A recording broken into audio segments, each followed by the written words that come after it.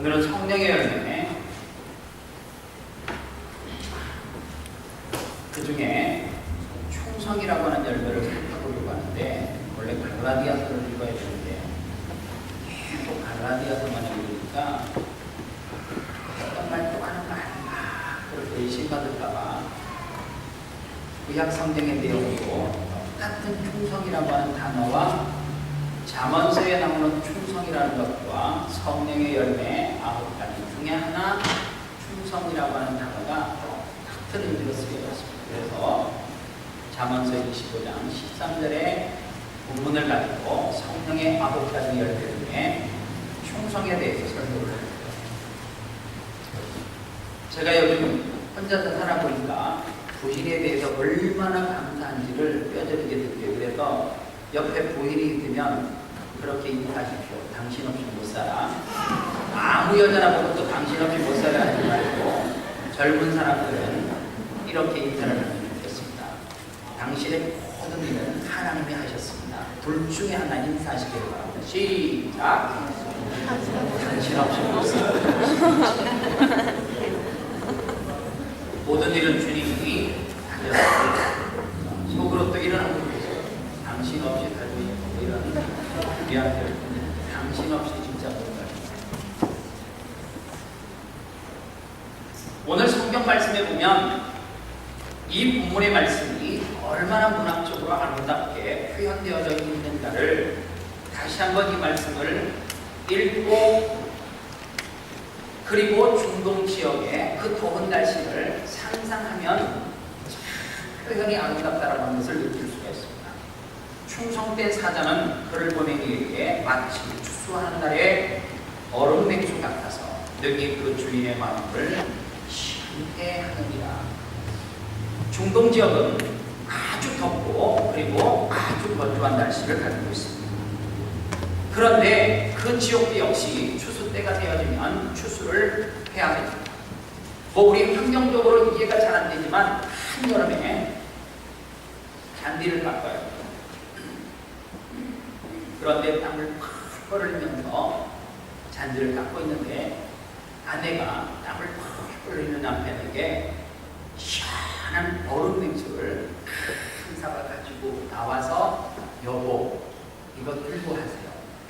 그렇게 센스 있게 표현할 때 그거를 펄펄 마시면서 얼마나 그 시원함을 느끼겠어요. 갈증을 해결할 수 있겠다. 그런데 이 부분을 이렇게 표현해 놓았습니다. 충성된 사자는 어떨 때요 추수하는 날에 얼음 냉수 같아서 주인의 마음을 시원케 한다라고 하는데 이 표현이 어떤 표현이냐면 우리가 하나님의 충성된 자녀로서 하나님을 시원케 해드릴 수 있는 얼음 냉수와 같은 존재로 살아가라는 거예요. 오늘 이 시대는 하나님 앞에 충성된 종으로 일꾼으로 부름을 받았지만 이 얼음 냉수와 같은 존재로 살아가지 못하는 사람들이 얼마나 많은지. 하나님께서 목사로 기름을 부었어요. 그리고 너로 통하여서 충성된 일꾼이 되기를 원합니다. 그런데 어느 날 하나님을 시원케 해드리는 인생이 아니라 하나님을 근심케 해드리는 종들이 이 시대 가운데 얼마나 많은지. 오늘 그래서 또 한편으로 다짐을 하는 거예요. 하나님,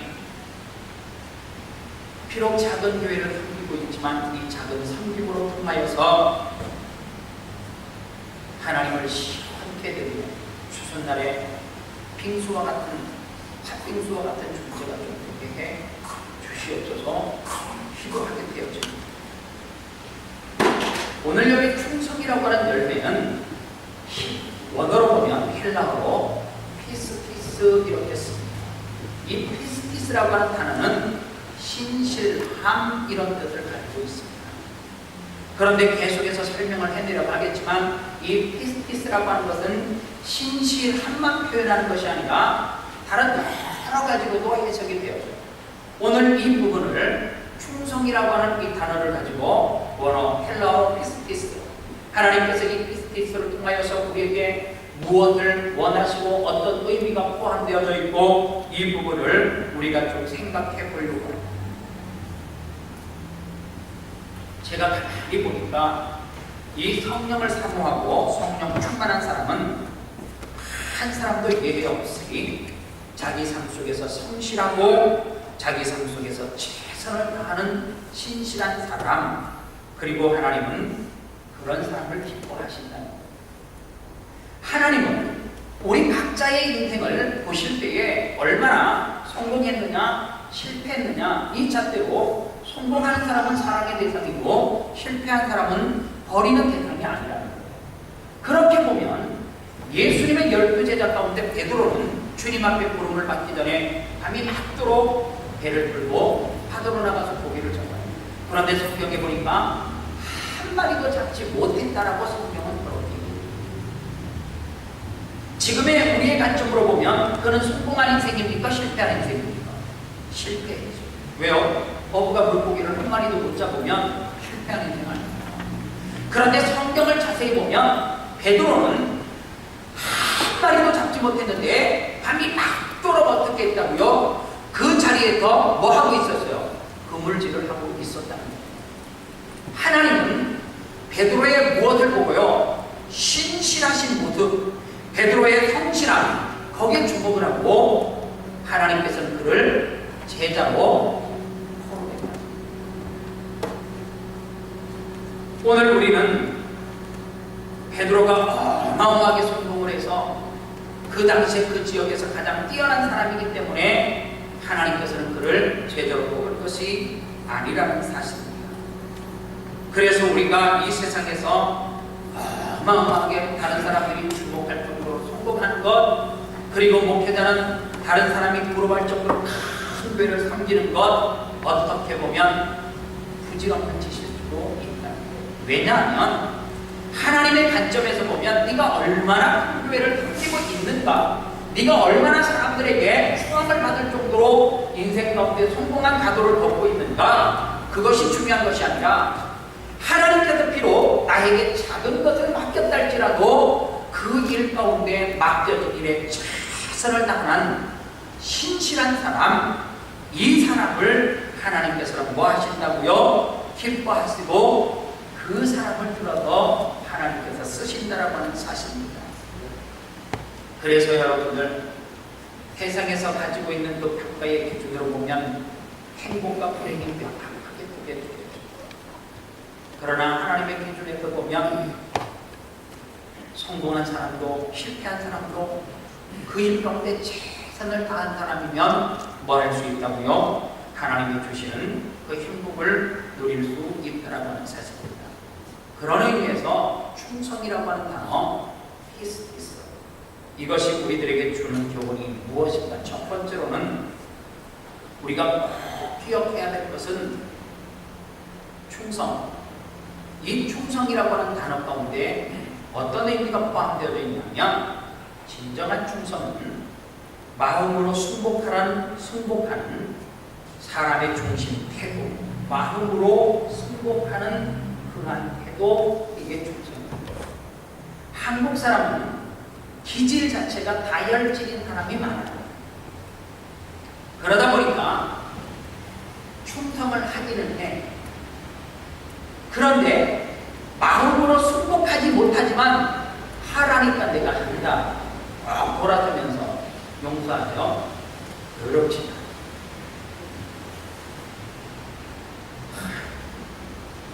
않아요. 우리가 하라니까 하긴 하는데 우리가 나는 마음으로 네게 승복하는 자.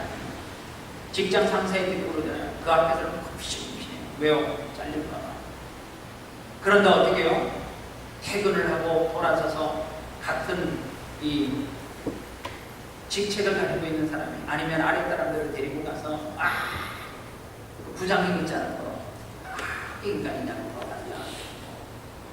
그리고 술을 뭐라 마시라고 하면서 욕을 밤새도록 하고, 그 다음날 가고 부장님에게 부장님은 진심입니다. 죽도록 충성하겠습니다. 그런데 이거는 진짜 충성이 아니라는 게, 성경에서 말하는 충성이 아닙니다. 성경에서 말하는 충성은 어떤 충성이냐? 마음속에서 승복하는 거예요. 마음속에서 뭐 하는 거예요? 그걸 인정하는 거예요. 그리고 어떻게 해요? 그 마음속에서 우러나오는 뭐가 있어야 된다는 거예요? 헌신이 있어야 된다는 사실입니다. 저도 사실은 사역을 하면서 아름다운 교회에서 담임 목회를 하지만 그 이전에는 정말로 큰 교회에서 봉사 생활을 하고 전도사 생활을 했어요. 제가 해봐서 박성진 전도사가 무슨 마음으로 나에게 충성하는지 봐. 그리고 돌아서서 나에게 무슨 이야기를 하는지 주일 저녁 되면 귀가 간지러워서 늦게 물어봤다. 왜냐하면 내가 그렇게 했거든.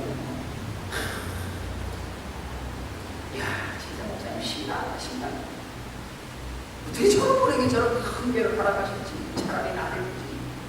와, 목사님의 인격은 뭐, 야, 이번 주에 설교했던 거 전에 또 했던 거 또 써먹는 거 아니야. 이야, 이제 나 다 애웠겠다. 내 흉내도 되겠다, 흉내도. 부교육자들이 모르냐.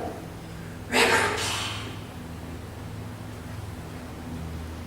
그렇게 욕을 하고 했는데 내가 해봐서 알아요. 그리고 또 그 다음에 목사님 앞에 가서 목사님 대단하십니다. 목사님의 영적인 파워는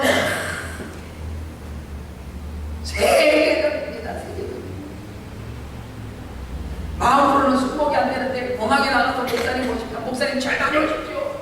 무슨 조직 되겠다는 거 들어올 때 가기 싫은데 공항에 갈 때까지 아이고 인간아 무슨 대통령도 아니고 와 그렇게 기름값 내밀이고 주차비 벌고 왜 나오라니나 할 일도 많은데 그리고 그 앞에 가서 목사님 잘 다녀오셨습니다. 제가 해봤잖아요. 그런데 돌이켜보면 그거는 충성이 아니에요. 하나님의 일을 하면도 마찬가지예요. 마음으로 순복하고 기뻐서 내가 주방에서 봉사하고 찬양으로 봉사하고 교사로 봉사하고 구역장으로 봉사하고 마음으로 순복하고 난 이후에 하나님 앞에 신실하게 헌신하는 것 그것이 피스티스 충성이라고 하는 사실입니다. 여러분들 찬양 사역자 가운데 최영덕이라고 하는 찬양 사역자가 있어요. 옛날 신앙생활 하시는 분들 알아요. 찬미 2000, 1200 뭐 이런 거 나오는 그 대부분의 곡을 최영덕 씨가 작사해가지고 불렀어요. 이분은 경상대우 출신. 이분이 어린아이가 있었단 말이에요. 태어나자마자 시름시름 앓면서 세상의 빛을 제대로 못 보고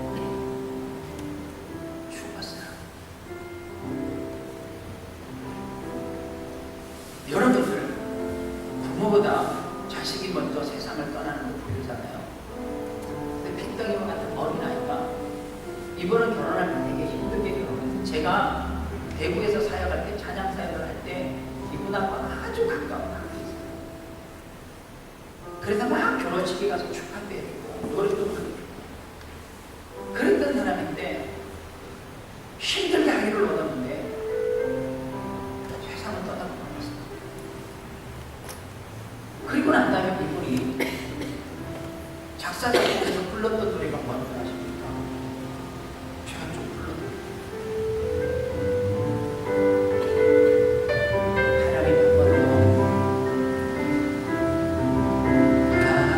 하나님 한 번도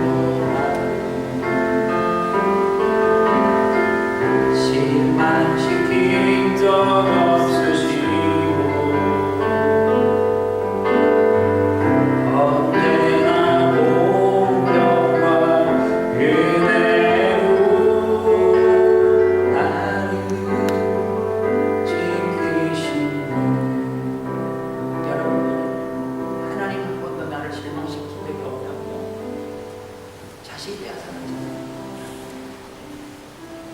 제대로 커버지를 못하고 자식 가져갔잖아요. 그런데 하나님이 공평하다고 나는 이 노래 못하겠는데 어떻게 부르냐고. 그랬더니 이 최영국 씨가 뭐라고 얘기를 했는지 아세요? 머리로는 이해가 안 간다는 거죠. 내가 이 노래를 부르면서 때로는 머리로 이해가 안 된대요. 내 머리로는 아무리 생각해도 내 가정에 왜 이런 일이 일어났는지 도저히 이해할 수가 없대요. 그런데 영혼과 영혼을 이어주는 그 하나님 앞에서 하루살이보다 못한 나 같은 인생이 하나님의 그 기쁜 뜻을 이해할 수는 없지만 거기에 내가 마음으로 승복하고 나니까 이런 노래가 가능하다는 거예요. 마음으로 승복을 하니까 이 노래가 가능해지더라는 거예요. 하나님 한 번도 나를 실망시킨 적 없으시고 언제나 공평과 은혜로 나를 지키시고 오 신실하신 분, 오 신실하신 분. 무슨 하나님이 신실해요? 내가 위기를 만났는데 그런데 이 최영록 씨가 이런 고백을 해요. 그렇게 내가 너무너무 머리로 이해하지 못하는 고통이 내게는 있지만 그러나 내 마음 한켠에 하나님 앞에 승복하고 나니까 내 속에서 빼앗아갈 수 없는 샬롬의 축복이 내 입으로 고백되어진다. 여러분들 샬롬이 내 마음속에 있는 평안입니까? 자식을 잃었는데 내 속에 그 기쁨이 사라지지 않더라는 거예요. 오늘 저는 여러분들이 이 최영록 씨처럼 비록 환경은 너무 이해할 수 없어요. 머리로 이해가 안 돼. 그래서 아파요.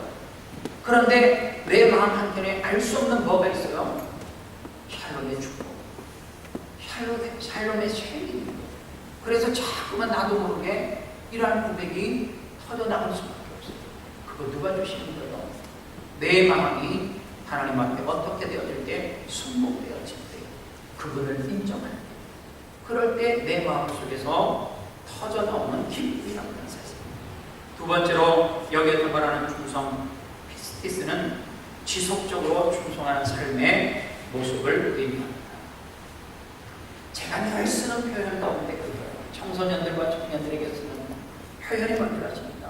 여러분들 제발 이 한 번 예배로 여러분들의 인생이 하나님 앞에 쓰임받았다라고 좋은 고등학교 들어가고 좋은 대학교 들어가고 좋은 직장을 들어갔다라고 여러분들의 인생이 꼭 피워졌다라고 생각하면 착각이라고. 하나님은 여러분들을 좋은 대학교 보내는데 그 한 번 써먹으려고 일회용 배터리로 써먹으려고 여러분들을 부른 것이 아니라 하나님은 여러분들을 쓸 때 어떻게 쓰기를 원하는 거예요? 우리의 그 육신이 닳아서 없어지는 그 순간까지 하나님은 저와 여러분들을 쓰기를 원한다.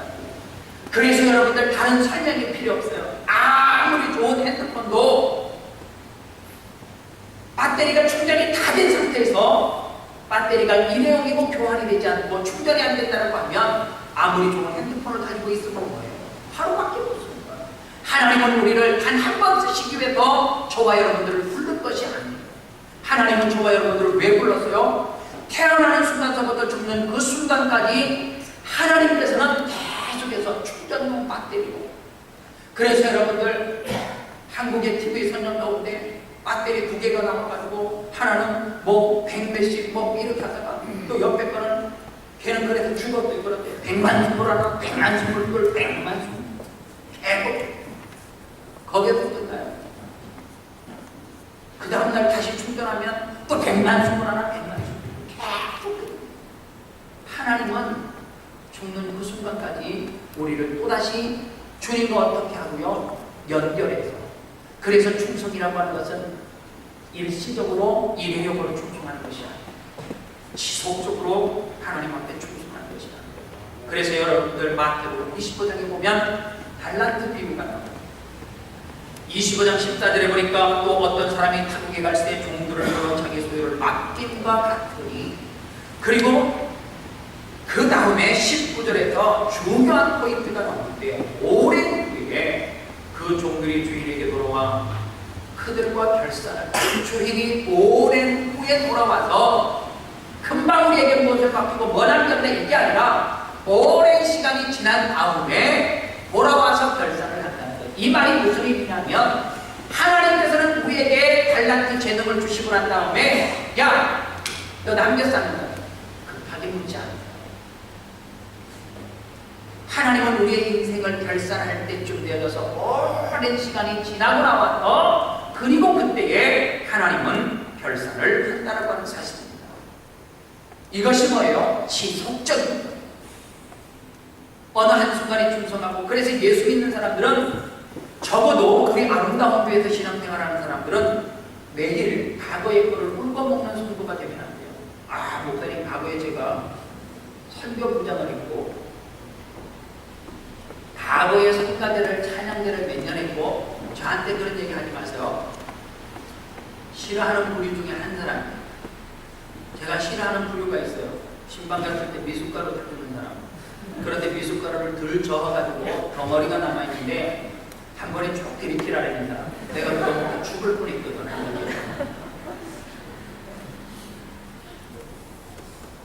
그리고 목사님 뭐 좋아하세요? 그러면 아, 쟤 이거 좋아하는데 그러면 죽을 때까지 고장창 그것만 주는지 아주 싫어하죠.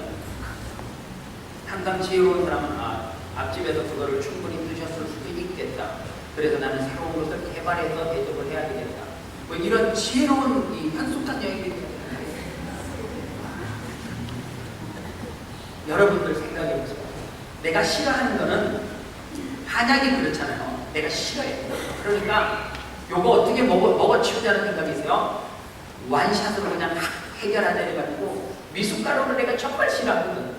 그런데 싫어하는 거를 주니까 성도가 주니까 어떻게 해요? 그거 먹어야 되잖아요. 그러니까 빨리 먹어야 되겠다 싶어가지고 완샷에 딱 들이키는데 덩어리가 있는 거야. 그게 목을 탁 막혀가지고 이러면 얼른 문 닫아줘야 되잖아요. 목사님 차례 걸리셨어요? 미숫가루 주고 차례 걸린 거 아니에요? 거의 기도가 막혀서 죽기 직전인데 그리고 엉뚱한 짓을 하는 거예요. 내가 한 번에 마시니까 또 한 컵을 태워가지고 또 땡기게 되는데 아우 저건 성도만이 왼수더라고요. 다 너의 거예요.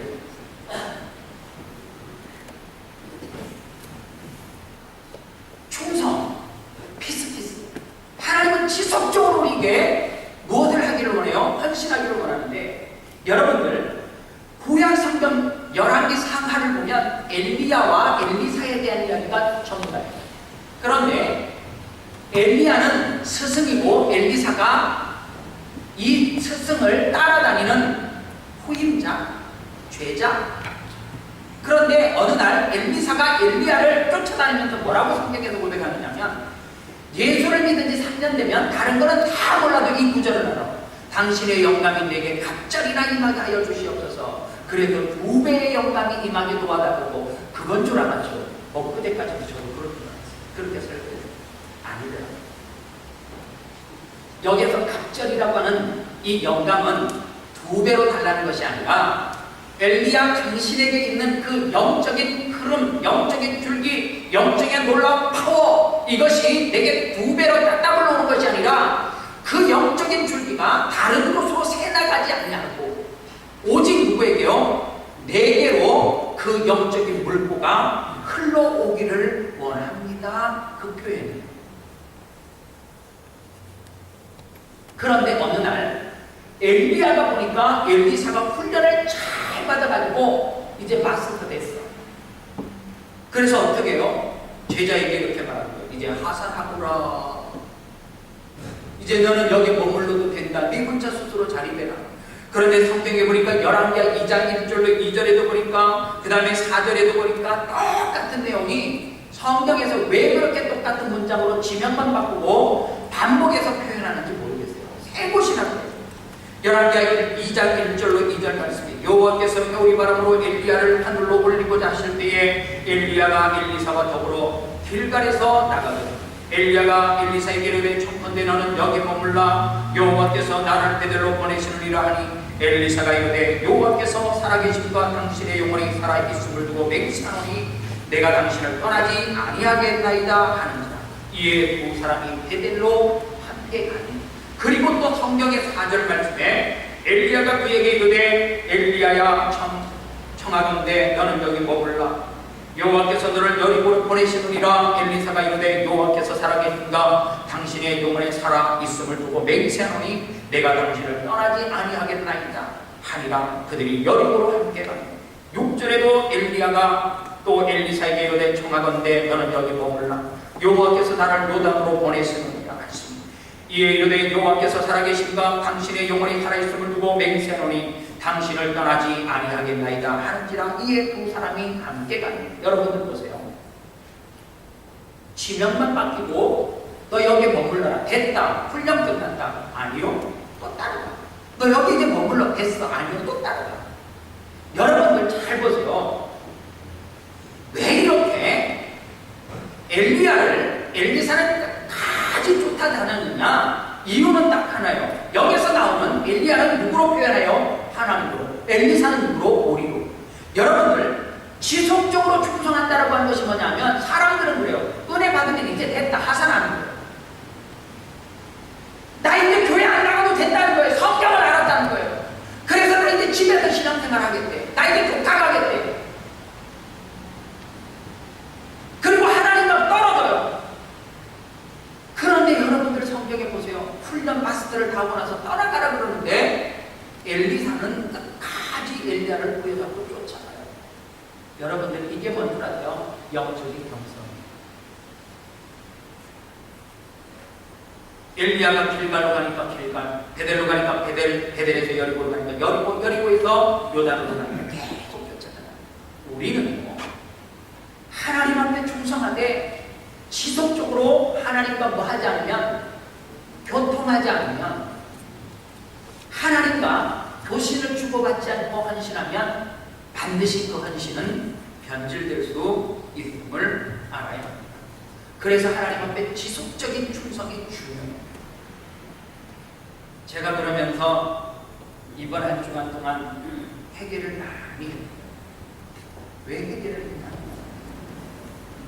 2007년도 12월 달에 왔을 때 우리 교회 성도들이 참 작은 사람들이 남아있어요. 그 소수의 무리가 남아있는데 감사하잖아요. 이쁘잖아요. 근데 제가 그때서부터 뭐라고 그래야 될까요?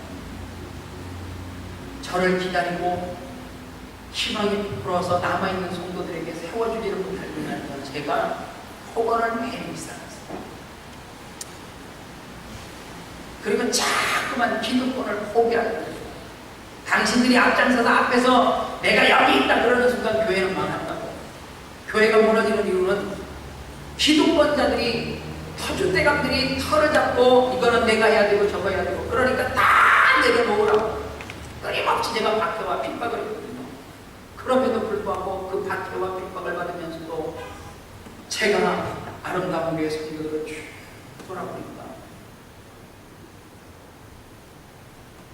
뭐가 좋다고 젊은 사람한테 핍박을 받으면서도 자리를 지키고 남아있었는지 이유는 알 수 없지만 이번 한 주간 동안 제가 그분들에게 고개 들게 감사합니다. 귀하십니다. 여러분들이 가운데 보면 제가 왔을 때서부터 남아있는 지금까지 있는 성도들은 진짜 손수가 가만히 새로운 사람들이 거의 다. 그런데 뭐 한다고 하생의 청년은 내가 올 때도 있었고, 물론 중간에 가끔가다 세비를 하지만 한참 쉬다 보면 이 교회가 그 집회인 줄 알고 또 쫓아와가지고 그렇게 내가 박해와 핍박을 하면서 그럴 떠난대요, 떠난대요. 그렇게 돌아서는 마음이 불안해. 진짜 떠난대요. 노심초 사는데 그 다음 주에 또 그런 이상이 없다는 것이 딱 나와. 목사님 손잡아요.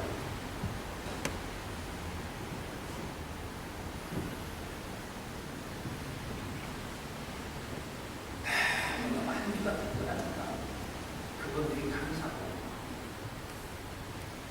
지속적으로 하나님의 교회를 섬기기 위해서 몸부림치는 누가 있었기 때문에요.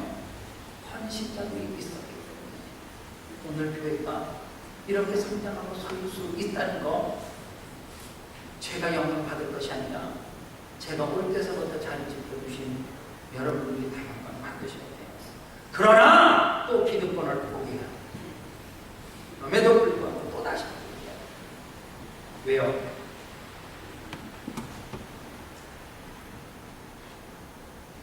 내가 이 교회를 사랑하는 마음이 누구보다도 더 진하지만, 그러나 우리는 또 한편으로 뭐 할 수 있어야 돼요? 하나님의 새로운 일꾼들이 세워져서 그 마음속에 내면에 하나님을 승복하고 그리고 지속적으로 섬길 수 있는 그러한 또 사람들을 우리는 어떻게 하죠? 이 교회를 통해서 세워나가야 되기 때문에 요즘 사실 제가 머리가 참 복잡하지 않겠어요. 임직에 대한 문제 때문에 여러분들 참 중요하고 기도도 많이 하고 있어요. 야, 우리 교회 사람들 진짜 멋있어요. 저도 또 멋있는 것 같아요. 생각이. 저는 강조 안 하는 것 두 가지가 있거든요. 첫 번째로는 헌금 강조를 해요.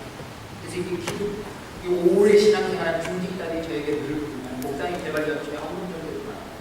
전 철학이 있거든요. 하나님의 은혜가 그 속에 젖어들면 하지 말래도 할 것이다. 내 청년들한테는 해. 11조 꼭 해라. 해달버를 8가지 간다. 청년 때 안 하면 어른 때도 절대 못한다. 그게 신이죠. 청년들은 해. 그것도 내가 할 만한 사람에게 해. 아무한테는. 어른들에게는 헌금에 대한 생각. 왜요? 저에게는 철학이. 사실 주일날 헌금연이 들고 나오는 것도 참 크다. 왜냐하면 내가 들고 이거 하나님 앞에 올려드린다고 그가 하나님이 무슨 구약의 제단처럼 불태우는 것이 아니거든. 돈이 불타면 문제가 또 되잖아요. 사실 내가 축복한다고 축복이 되는 것도 아니고 하나님이 언제 축복하느냐. 토요일날 저녁에 하루 일과를 다 마치고 나서 이제 내일 주일을 준비를 하는 거예요. 먼지 묻은 성경도 탁 털어내고 다시 이제 넣어야 될까는 가방에다 넣고 지난주 주보 꺼내내고 그 다음에 지난주에 뭐 교회도 뭐 있던 거 다 꺼내내고 아이고 지금 전도축제 새신자 무슨 뭐 이렇게 태신자 이런 카드도 다 버려내고 그리고 가방 정리할 때 뭐도 좀 넣어요.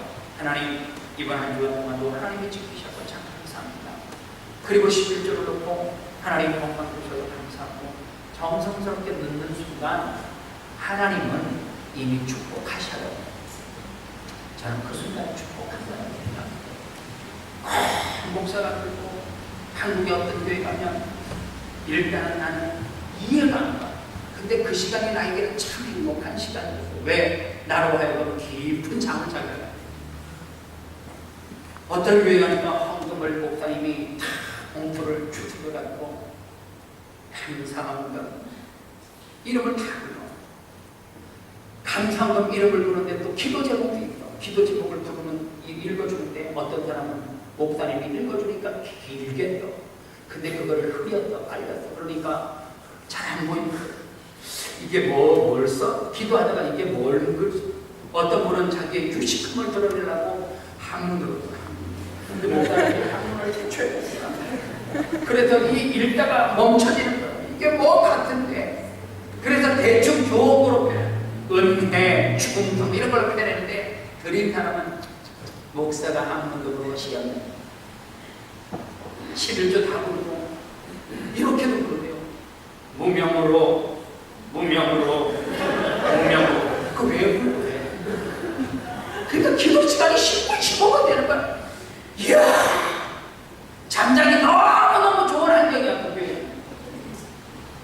그거 불러주니까 또 일 안 들어갔다고 목사님 기도 시간에 내 이름은 빠진 시였어. 난 진짜 그럴 거야. 그냥 헌금합니다 놓고 그냥 알아서 개수하고 헌금기도 뺄까 그런 생각이 진짜 하나님은 왜 중심을 또 하나 제가 강조 안 하고 있어요. 헌신에 대해서 강조를 하기는 했어. 왜? 교사가 당장 없으면 안 되니까 해주라니까 사정이 빌어. 겉으로는 안 해. 그리고 제가요 어떤 분이 헌신을 하다가 목사님 저 지쳤어요 그러면 내려놓으세요.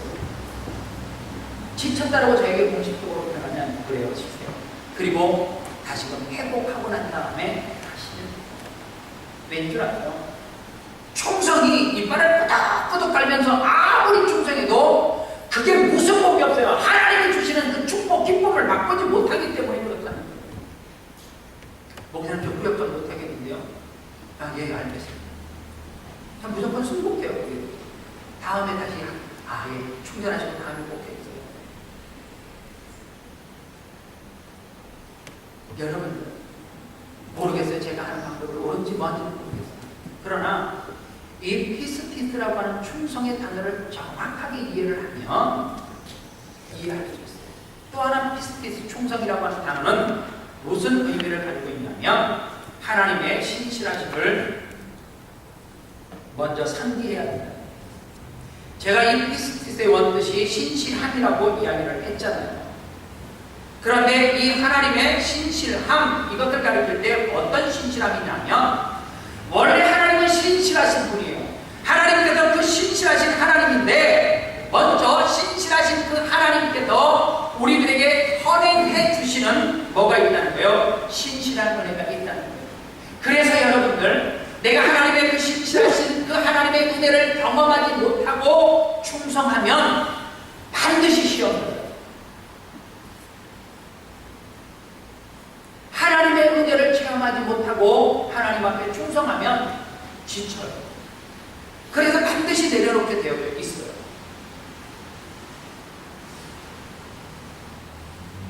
바울이 여러분들 지금으로 딱 이야기를 하면 그 가문은 뼈대가 있는 가문. 그리고 그는 로마 시민권을 가졌어요. 지금 미국의 시민권하고 비교도 안 돼요. 그 당시 로마 시민권은 엄청난 파워가 있었어요. 그리고 그는 학문의 깊이도 있었고 명문 가문 출신이에요. 그리고 주변에 좋은 사람도 있었어요. 그러니까 상위 몇 프로에 들어가는 그런 가문. 그런데 바울이 고린도전서 4장 1절로 2절 말씀에 무슨 고백을 하느냐 하면, 스스로 나는 종, 노예, 블로스라고 고백을 하는 겁니다. 사람이 마땅히 우리를 그리스도의 일꾼이요 하나님의 비밀을 맡은 자로 여기지어다. 그리고 맡은 자에게 구할 것은 충성이다. 그리고 바울이 뭐라고 이야기를 하느냐 하면, 디모데전서 1장 15절 말씀에 믿보다 모든 사람이 받을 만한 이 말이다. 그리스도 예수께서 죄인을 구원하시려고 세상에 임하셨다 하도다 하였다. 죄인 중에 나는 대수였다. 이 고백이 있기 전에 바울은 스스로 자기를 따기를 나는 비방자요 박해자요 폭행자였으나 도리어 긍휼을 입은 것은 내가 믿지 아니할 때 해놨고, 긍휼을 입은 다음에는 어떻게 했다고요? 예수 그리스도 안에 있는 믿음과 사랑과 함께 넘치는 풍성한 은혜를 경험했대요. 여기서 이 풍성한 은혜가 뭐예요? 하나님의 신실하신 그 은혜를 경험하고 나니까 뭐가 중요치 않아요. 좋은 학교 나온 것이 자랑거리가 아니에요. 명문 가문 출신이 자랑거리가 아니에요. 내가 로마의 시민권을 가진 것이 자랑거리가 아니라 나는 불로서 종으로서 많은 거예요. 이제 내가 살아가겠다는 거예요. 신실한 은혜를 경험하지 못하고는 이 은혜를, 이러한 삶을 살아갈 수 없다라고 하는 사실. 제가 또 한편으로 요즘 사실 제가 영광을 받는 거는 맞아요. 대접을 받는 거예요. 한편으로 또 생각이 났어요. 우리 교회 제가 왔을 때 자리를 지켜주셨던 분들이 너무너무 감사합니다. 또 한편으로 누가 너무너무 감사했냐면, 제가 아름다운 교회 와서 함께 살겠다는 피곤한 소리, 제 생각을 듣고 삽니다. 김영성 목사님, 그 전에는 저하고 잠깐 살겠던 한 목사님, 두 주가 살겠다 일만 해주셨습니다. 그리고 화정식 전도사님, 지금 박사님 목사님, 이분들의 뭐가 없었습니다. 중성이 없었습니다. 오늘 제가 믿지 않아요. 그분들의 은혜가 너무너무 또한 감사합니다.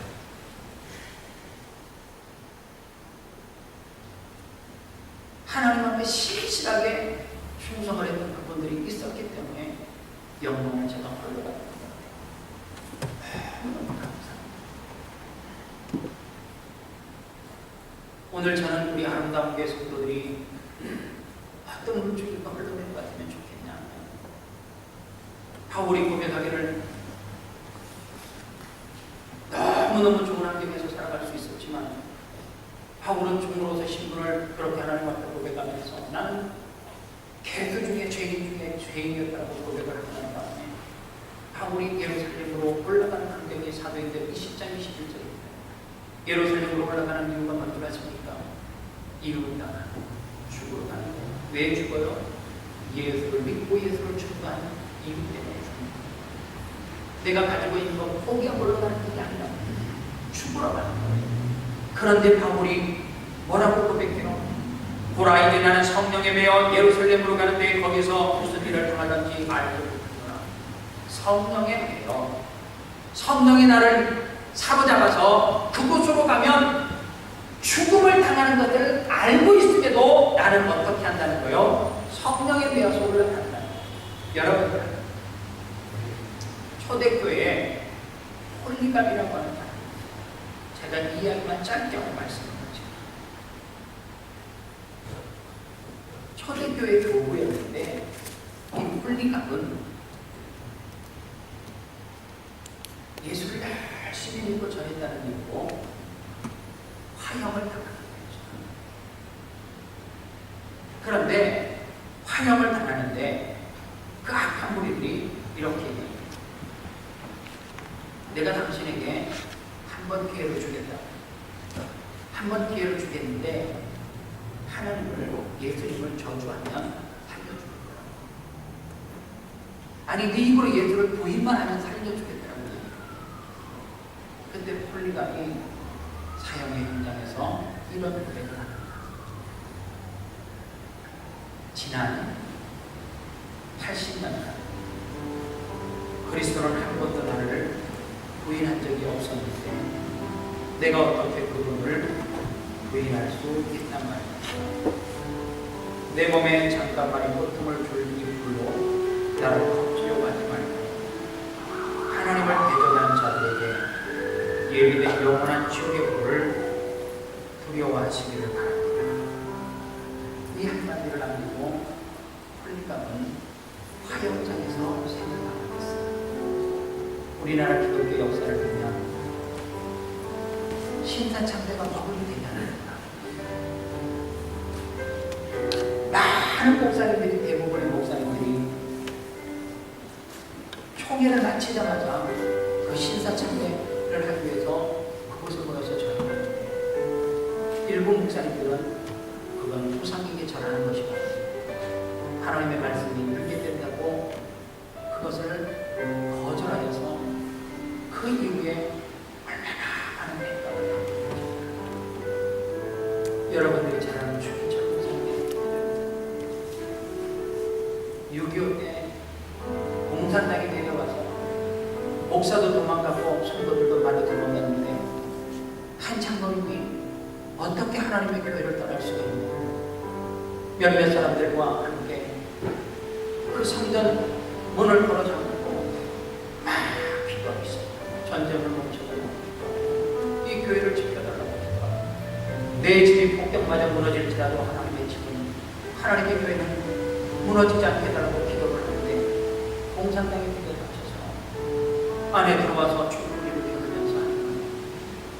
뭐 하는 건데 하나님이 없다고 고백을 하고, 그러면 하나님은 살아계신데 어떻게 없나요? 찬양하겠어요. 너무나 두려운 나무들이 총을 그들에게 쏴지 못하고 밖에 나가서 또다시 소리 질러가서 마지막 기회를 주겠다. 하나님이 없다라고 생각하면 하나님을 믿지 않겠다라고 고백하면서 밖으로 나오는 사람을 살려주겠다. 안 나오면 다 불태워 죽인다. 그런데 순간 없다라고 생명 살리고 또다시 믿으면 되지. 그렇게 그가 하나 입으로 했다고 지옥 가는 것도 아닐 텐데 뭐 그거 안 하고 그 안에서 밖으로 나오지 못하게 교회 문을 밖에서 X자로 밖에 문을 내고 못을 박아놓고 총꼬리를 걸고 불을 지고, 그리고 나오는 사람이 몇 살 죽여 한 사람도 나오지 않냐고 손에 손을 맞잡고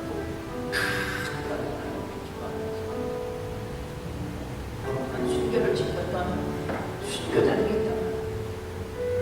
오늘 이 가운데 만약에 그와 같은 상황이 있다라고 하면 여러분들은 홀리감처럼 비록 내 살이 다 불에 타 죽을지언정 80년 동안 나를 한 번도 외면하지 않고 부인하지 않았던 그 하나님을 어떻게 부인할 수 있냐라고, 이 불의 고통이 나에게 잠시의 고통은 줄지라도 홀리감이 고백했던 것처럼 너희들에게 예비된 영원한 지옥의 불을 두려워하고 그렇게 고백하면서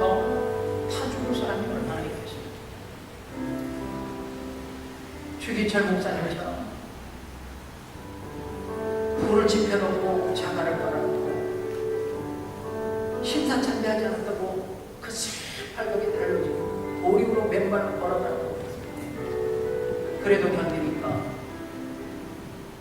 한판에다가 못을 꼭 불러박아놓고 고기를 저것저것 걸어가고 하나님의 심사참배하고 그 날카로운 것이 발등을 찍고 올라오는데도 불구하고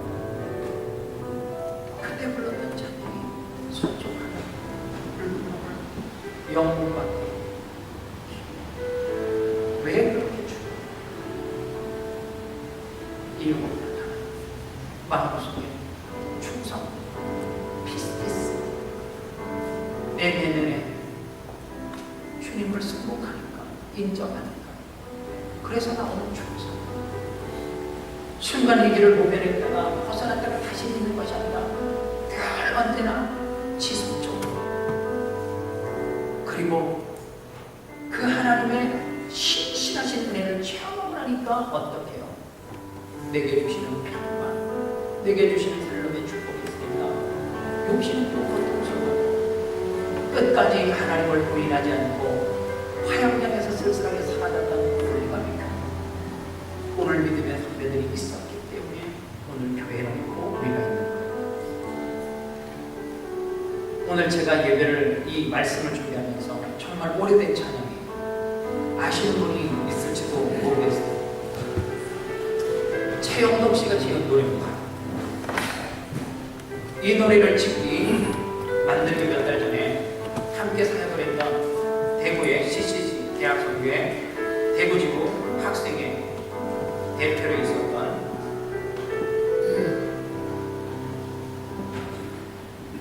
한 청년이 자기 그룹을 이끌고 부산의 태평도로 여행을 합니다. 2월달에 여행을 갔는데 갑자기 최영덕 이분에게 전화가 옵니다. 형 큰일 났어요. 왜? 우리가 이렇게 여행을 왔는데 파도에 힘쓸려서 그 형이 죽었어요. 시체를 건질 수 없어. 형 어떻게 빨리. 3일이 지난 뒤에 함께 대구의 대학교 선배를 나가던 그 대표를 불러서 그 고통이 얼마나 심했겠어요.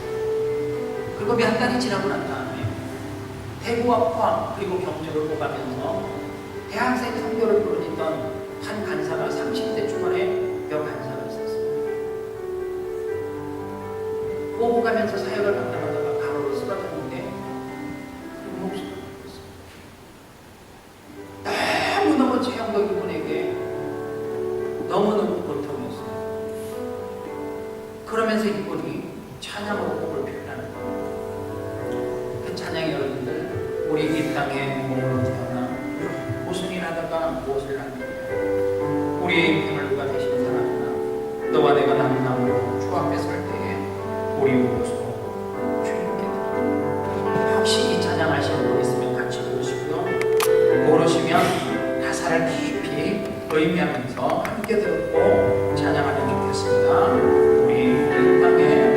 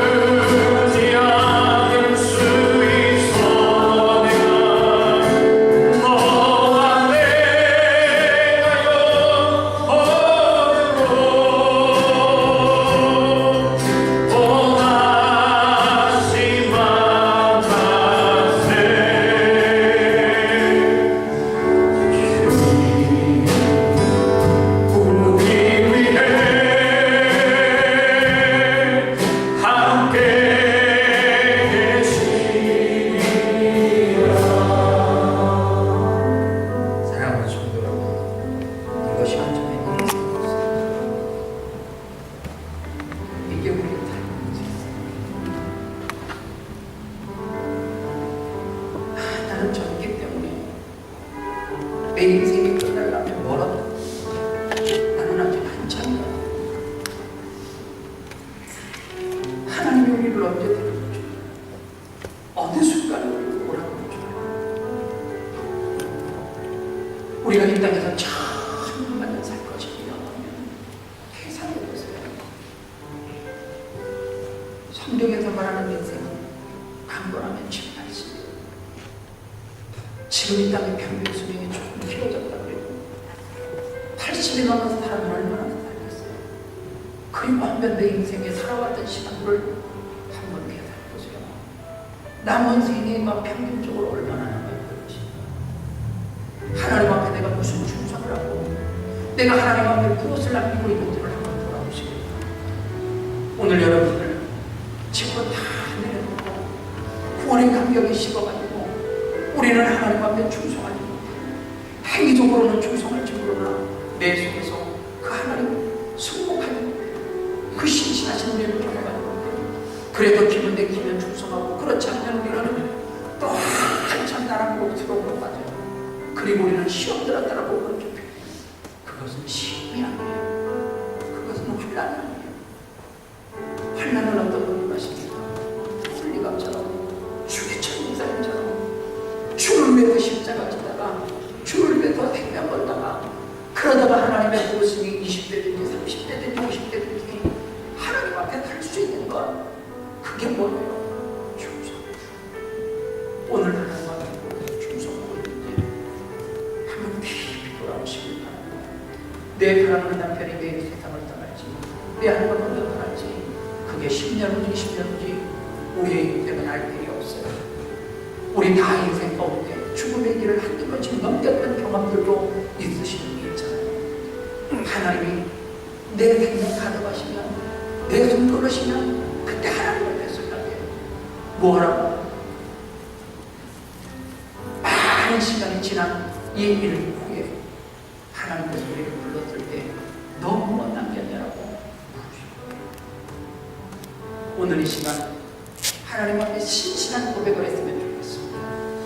하나님, 아름다운 교회로 나를 불러주신 것 감사하고, 그것이 친구를 통해서든지 이렇게 말씀을 듣고 내가 인생을 돌아보고 내가 다시금 누군가에게 충성을 하는데 그분이 영원한 생명을 주시는 분이라고 하면 이 하나님을 우리가 충성하는데 하나님 앞에 해야 되지 않겠습니까? 그 고백을 했으면 좋겠어요. 일회용으로 하나님 앞에 쓰임받지 않기 위해서 기도하시길 바랍니다.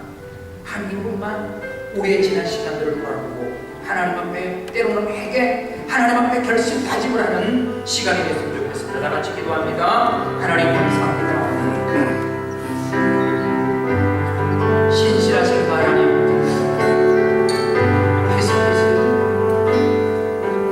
오늘도 변함없으신 우리를 사랑하시는 하나님 앞에 충성하기를 바랍니다. 하나님,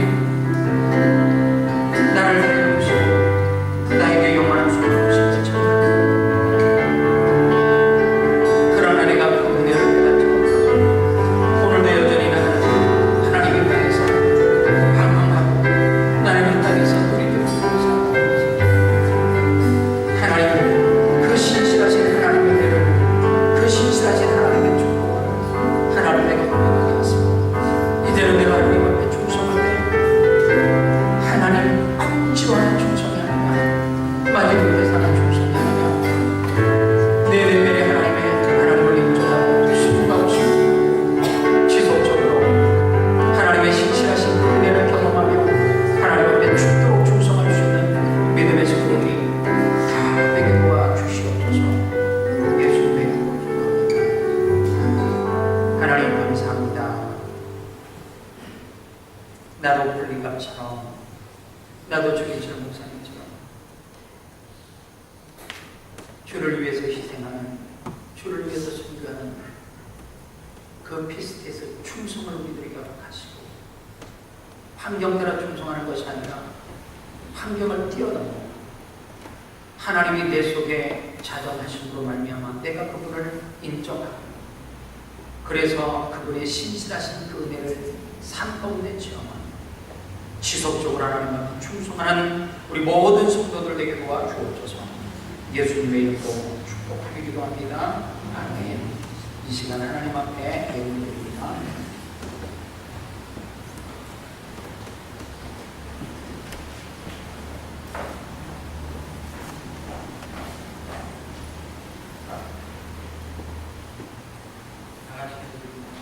하나님 감사합니다. 사랑하는 성도들이 하나님 앞에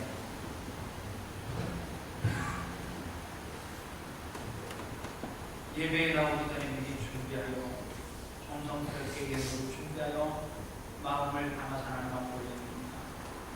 이 모든 예물을 하나님께서 드릴 때에 축복하셨는 줄 믿습니다. 하나님 그 축복을 받아 많은 사람들에게 선한 그리스도의 영향력을 행사하며 나누고 베푸는 삶을 살아갈 수 있도록 축복하여 주시옵소서. 삶 가운데 후지 않게 하시고 넉넉하게 나눠주는 삶을 살아갈 수 있도록 복을 허락하여 주시옵소서.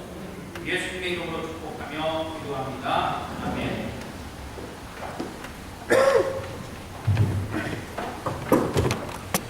아름다운 명예